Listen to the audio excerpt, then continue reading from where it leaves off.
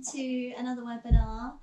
So I am going to answer some of the questions that people have been emailing me about, and some of these are fairly basic in terms of they've just started, and I'm going to go through those first. For those that are kind of in between, they're sort of through the middle of the course, or perhaps they're coming towards the end, remember to use this time wisely and feel free to send me a message through Facebook or Instagram. Okay, so remember that you can always ping me a message and I can then reply back with some feedback, or if it's really important and you want a demonstration, then more than happy to do it in this time. This one's pre-recorded. We did a pre-recording just to try a different editing technique, and we'll also get some feedback from you and see what you think. Now, one of the first things that I had a question about is the framing up and just trying to gain that tension on the fabric. So I've got one here that is already attached at the side, so the rollers are attached here, and you can actually see where I've placed the twill tape before because it's got the markings here. Okay, so look, if you can see that, that's fairly tight already. Okay, but what we're going to do is obviously pull it the other way and apply the twill tape. So you want to make sure that you're 1.5 centimeters away from the edge here. Okay, the reason why is because that fabric will start to fray over time. So when you're thinking about beading and you've got a project, you could have it framed up for 6 months, a year, 2 years, who knows, depends on how long it takes to finish. So you want to preserve it as much as possible. So it's really important to make sure that you give yourself that seam allowance at the edge. So in your kit, you have your twill tape that comes with the Couture Beading kit. So let's just take one of those pieces and just have my pins ready. And then what you want to do is have the sidebar facing away from you, and then you're just going to catch the first piece, can be a couple of centimeters away from the edge, so just to show that a bit more clearly. So you can start about 2 centimeters away from the edge there, that's absolutely fine. The roller gives it tension anyway, so think about that a little bit as well. So remember, you're pinning twice, so you're going to push your finger up from underneath to catch it through the twill tape, go back down again, and then use your finger again underneath to push that twill tape up. Remember, that's going to go over and then under, so you're going to drag it through. Should be at an angle as well. It's going to lift slightly. You can see the fabric already lifting away there. Now I've got quite long fingers, so I'm going to put my fingers around it. But what you can also do as well is you can just put your hands in that position if you don't have long fingers like me. So again, we're just going to pin it through twice. And the reason why you do that is it has to catch all the way across the twill tape. That's going to go over and then under. Again, we're going to pull that firm, lift up the organza just to kind of make it sure it's nice and secure. And then we're going to pin that again. And then we'll do that one more time. Keep that nice and firm.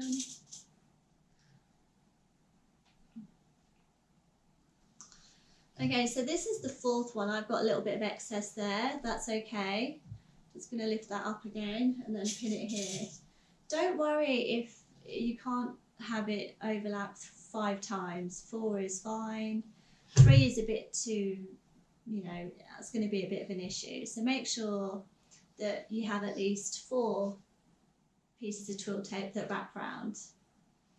So when you have a little bit of excess, what you can do is just lift that still, because you're still creating tension, and then you want to just pin that here, just at the back. Okay, so that is held back there. I'm going to do the same thing on the other side.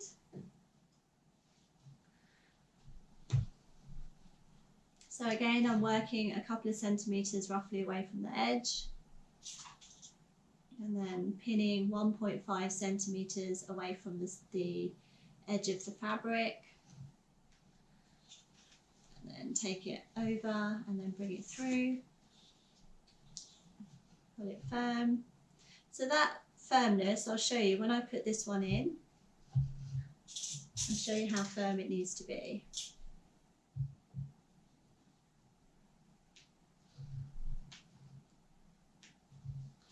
Okay, the firmness of that needs to be that I can't lift it so easily. Do you see how it's quite a struggle to lift that? Yeah. So just be aware of that, okay? It needs to be a struggle to lift that up. I definitely can't put my finger through there. Okay, so just going to pin the next row.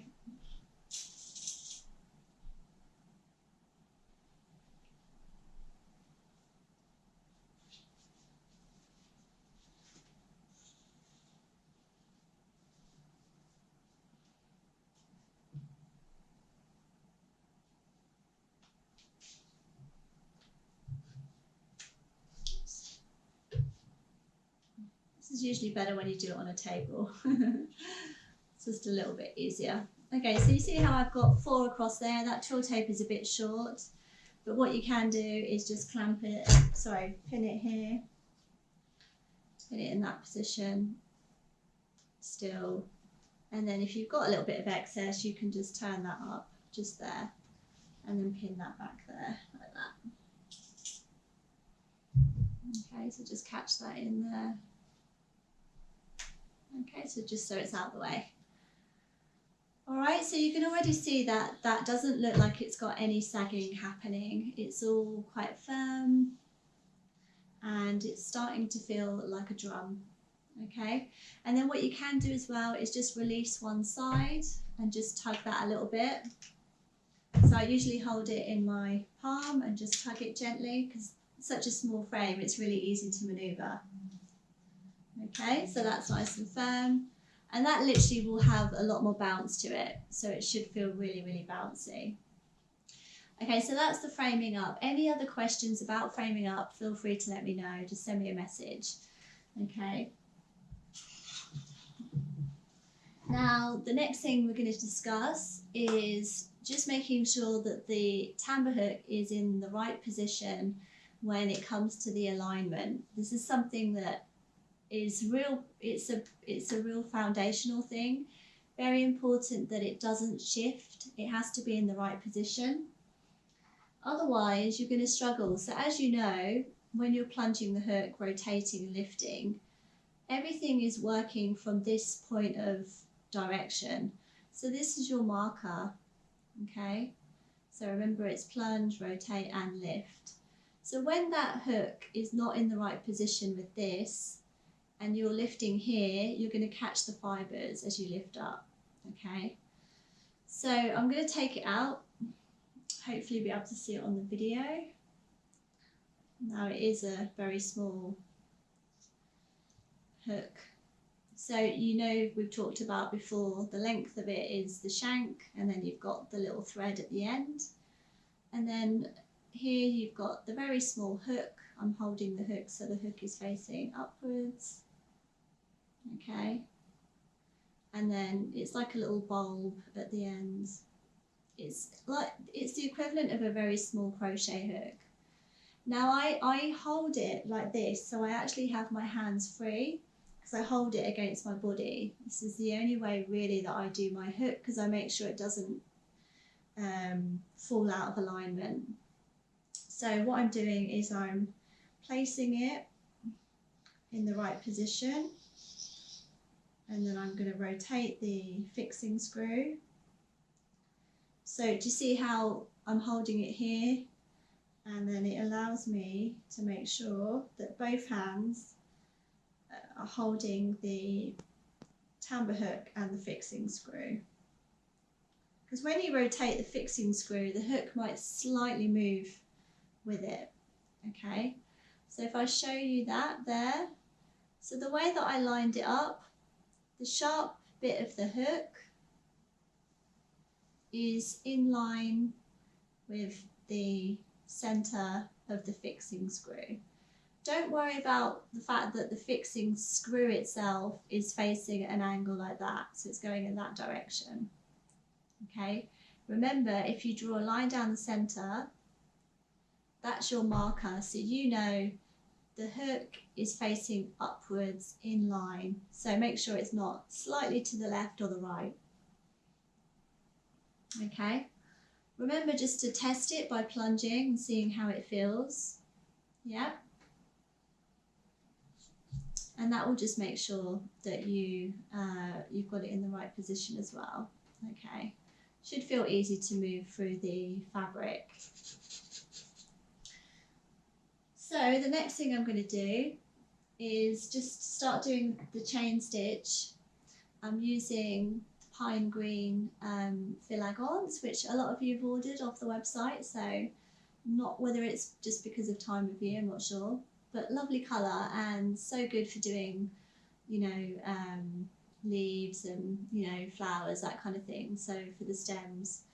So really nice colour actually. Okay, so let's start off with the starting knot. Now I've got a few stray ends. This is from the previous webinar here. So let me just pin those out of the way.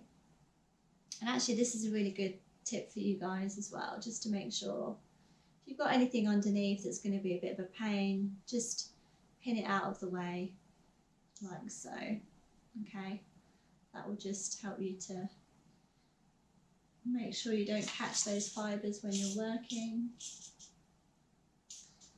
And then we'll also just get these out of the way here. Okay, you can actually just catch that round like that. There we go. Okay. Great. So the one thing that some people have struggled with is the starting and finishing knot. Now on your sample you have the opportunity to do it 6 times, and then you can also go back to the previous line and you can finish off those knots as well, because you don't do it at the beginning. So remember, you just start with a pin, so you can actually go back and redo that at the end as well. Now there's a reason why you do it 6 times, is because you need to keep practicing. It's the one thing that is a little bit challenging, and you need to know how to do the chain stitch first. So I'll start just doing a normal chain stitch, but I'll just focus a bit more on the steps with the starting and finishing knot. So plunging the hook at 12 o'clock, then we're just going to latch on that thread, lifting it through. And then I'm just going to use my finger there to hold that in position. And you want to make sure that the next step you go in is in front of your thread. Okay, you don't want to go back in the same hole, otherwise it's not going to secure. So remember, when I say 1 millimetre forwards, it is a step forwards. Okay, so the first step is 1 millimetre forward, so you're just in front of the previous thread. Now you're going to wrap that thread round 1.5. That is 1, and then 1/2 brings you in front of the hook. Keeping it low, remember, none of this going on, that's not going to work for you. Okay, keep the hand low, so make sure you get into a good habit of having that position. Now you're going to rotate anti-clockwise, and then you're going to lift through the fabric. Then you're going to come towards you, so you're going to plunge 1 millimetre backwards. Thread starts from here, remember, always from behind the hook. Yeah, doesn't matter what position you're in. So you know that that is a 1 rotation, and then 1/2 would mean you always finish in front of the hook. Now we're going to rotate anti-clockwise back to 12 o'clock, pushing towards us, lifting through, and then you're going to finish by going forwards again, plunge, wrap 1.5, rotate and lift. Oops. Now bearing in mind I'm doing it for a right-handed person, so my rotation is anti-clockwise, but just be aware that if you're left-handed you need to be going clockwise, but you always reset going anti-clockwise. So from that point there I'm going to reset by going clockwise. Now I'm just going to go back because I want to make sure that you guys are aware that making sure you're going in the right direction. You can see there's a twist in the thread here. So when I reset, I'm going to rotate back and I remove the twist from my thread. And that's the whole idea, is you're trying to keep the thread free from any twists unless it's part of the knot. Then, you know, when you have a twist, you're resetting it and taking the twist out of it before you do the chain stitch. So that's a good little marker just to observe when you're working to see if your thread is twisted or not. And that will tell you if you're not going in the right direction. Remember, both hands are going in the same direction. So if you're right-handed, they're going anti-clockwise. So plunging at 12. So the direction of my hand underneath is going to go anti-clockwise, 1.5. Then also the hand on top, anti-clockwise to 6 o'clock, pushing away, lifting through, reset clockwise. Okay, so if I just say the direction, so anti-clockwise, anti-clockwise, lift, reset clockwise. Now I'm going to do it for a left-handed person. So first step is to plunge the hook. So left-handed, clockwise underneath, clockwise rotation, lift through. I'm going to reset going anti-clockwise, because remember, resetting is just taking the twist out of the thread. So I'll do it one more time.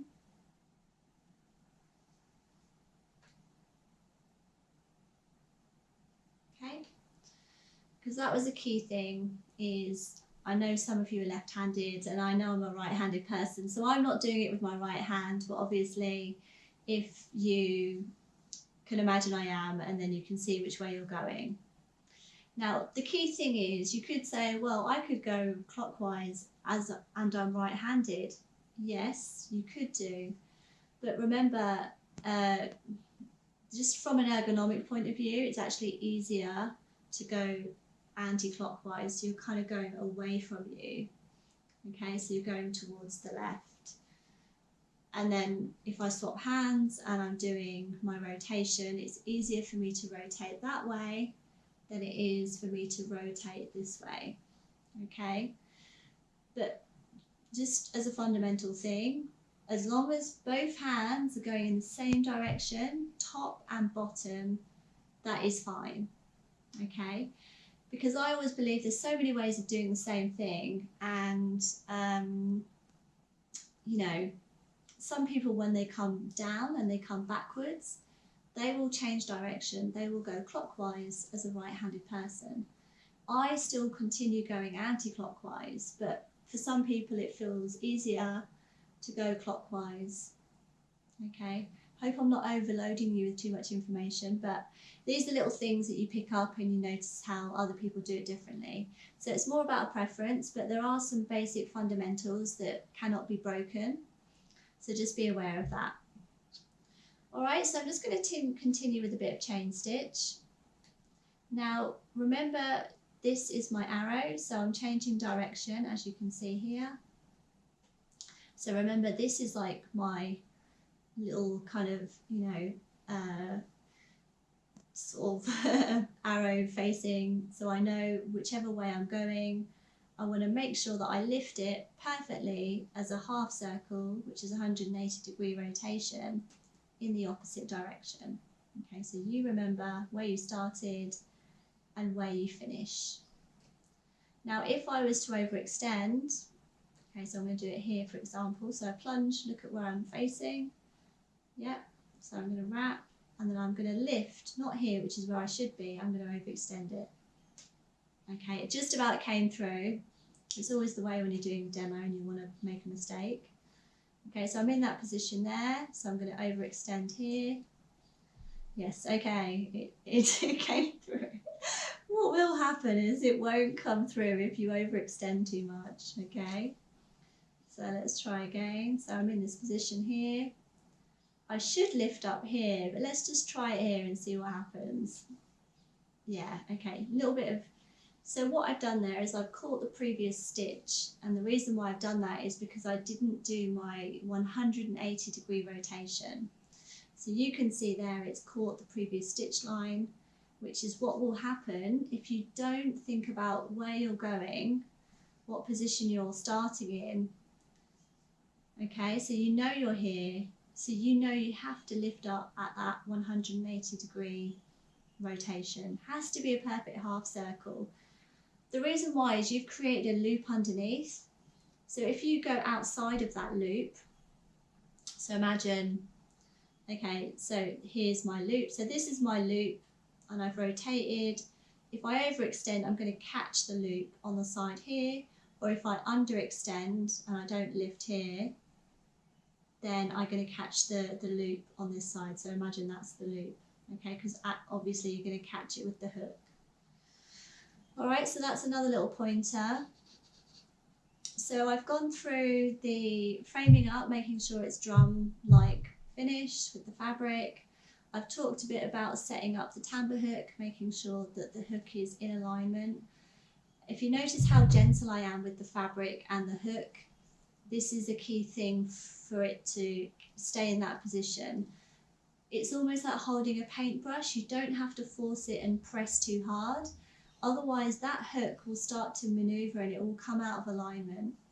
Okay, so always check your hook. Okay, if you finish a piece of work, just check it. Make sure it hasn't shifted and it's in a different position, because you'll never really learn, because you're trying to, like, you know, it's like shooting in the dark in a way, because you don't fully know which way the hook is facing and you think you're making a mistake, but actually it may be that the hook is not in alignment.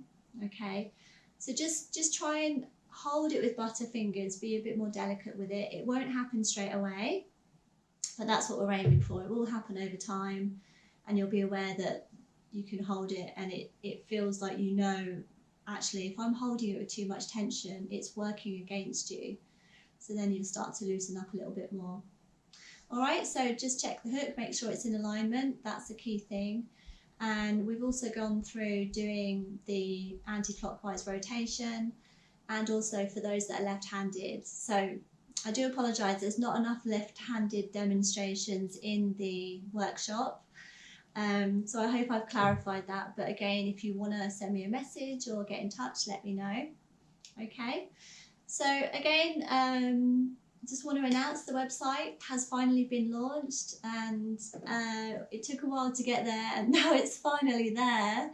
What stock we have got, we're quite limited because France are no longer shipping, and as you know, the threads, they're all made in northern France, and also the beads and the sequins, they're also shipped over from a company called Broderie and Payette, and they're not delivering at the moment. So France is on lockdown, as you all know. We're all on lockdown. So what stock we do have, we have available to buy. But I'm sorry if some items are sold out. We will try our best. It might take a few months, but just to bear in mind that we're quite limited. So, you know, what you can buy is what you can get at the moment. We have offered a 25% discount, and this is available for everybody to use. So it has been announced publicly as well. And all you have to do is add new store opening, ! 2 of those at the end. And you can use that as a coupon code. So your first offer, your first purchase, you'll be able to use the 25% off. We have tailored the shipping rates, so it means it's fairly even for most of the countries that I've been teaching, because I obviously want to stay in touch with you guys. So as we all know, there's a travel ban, so I'm not able to travel at the moment. So we try to keep it even so that Canada, US, you know, Singapore, all those places, UK, they're all offer free shipping when you spend over a certain amount of money, and it's not a high value. It's well, UK is £30, Australia is $60, so it's all relative. So we tried to provide that in a way to make sure that everybody that I have been working with, that I've managed to teach over the last 5 years, are able to stay in touch with me, and I can still offer my services. One thing I did want to tell you is these ones are 150 meters. Now we have got stock that did arrive before the lockdown. These ones will be going on the website, and all it is just a larger version of the small ones. Okay, so I'm going to put those on there soon, just have a look out for those. These ones, they have 1,000 meters.